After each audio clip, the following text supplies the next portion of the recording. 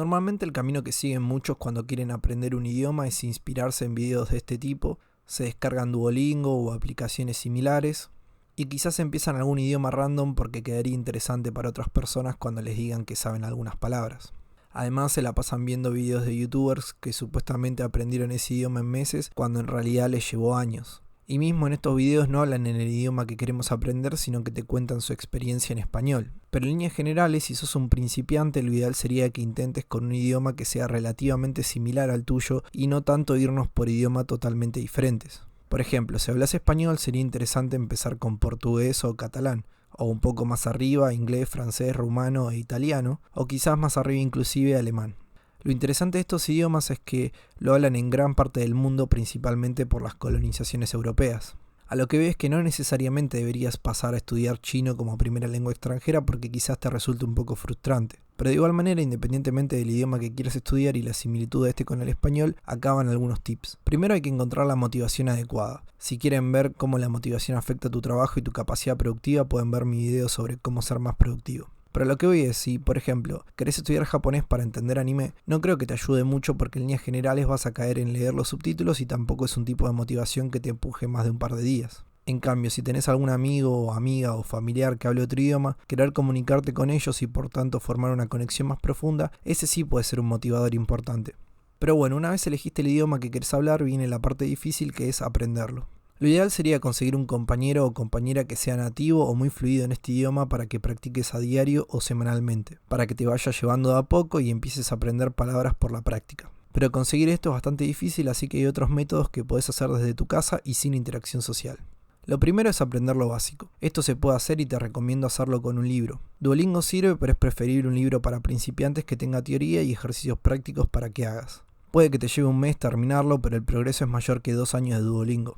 O lo que puedas aprender de determinado idioma en tu escuela con clase de idioma extranjero. Y simplemente encontrás estos libros buscando libros para principiantes de inserte idioma PDF, o podés comprar alguno online o en alguna librería.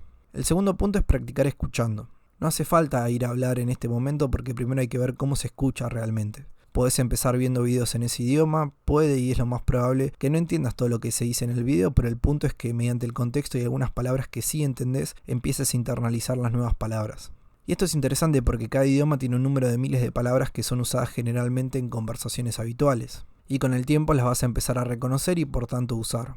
Y podés usar cualquier video que te resulte interesante y que más o menos captes un 30% de lo que se está hablando. Además podés ver películas en ese idioma con subtítulos y esos subtítulos preferentemente que estén en ese idioma. Como así también si te gusta escuchar música podés buscar bandas o artistas en ese idioma, buscar videos subtitulados de la canción, luego pasar a ver videos subtitulados en ese mismo idioma y después inclusive cantarlas. Como así también podcast, por ejemplo si quieren aprender inglés les recomiendo Inglés Podcast con Reza and Craig y si no pueden buscar en Spotify o en YouTube que hay bastantes. El tercer punto es practicar hablar. Ahora con las palabras que conoces podés hablar con vos mismo en ese idioma e imaginar distintas situaciones que requieren palabras específicas. También podés grabarte y hablar de las cosas que hiciste, tu rutina y cosas que vas a hacer en el futuro.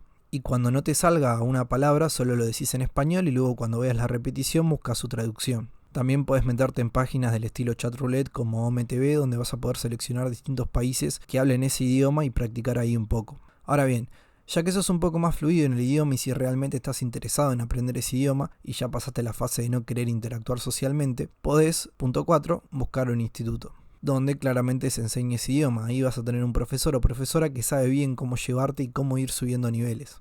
Sumado a eso vas a tener compañeros o compañeras que están a tu mismo nivel con los cuales podés conversar sin que te dé mucha vergüenza.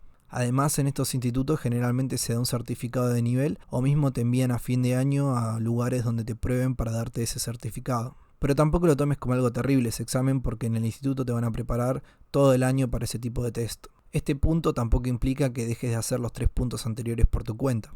Y si realmente estás muy metido, podés pasar al punto 5, que es viajar a un país donde se hable ese idioma.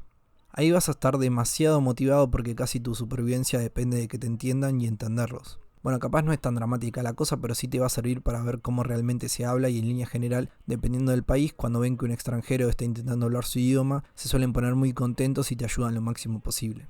En fin, si les pareció interesante pueden dejar un like y seguirme para más videos del estilo sobre distintas cuestiones explicadas fácil y sin más que decir les dejo otro video del canal que probablemente les sirva.